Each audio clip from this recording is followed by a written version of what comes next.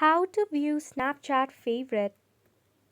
Hey there, welcome to the channel and let's get right into this tutorial. To view the Snapchat favorite, tap open your Snapchat application. Make sure that you are logged in and your Snapchat app is up to date. Now before viewing the Snapchat favorite, let's go ahead and favorite some of the filters. So when you select on the filter, in your left hand side you will see some of the icon. Here you need to tap on the little heart icon at the top so that it is added to favorite, and you will see the notification added to favorites. Now to check this favorite, what you can do is you can just tap on the search icon that is at the middle. Then at the very top you will see the favorite section. Here you'll find all of the filters that you have favorited in your Snapchat.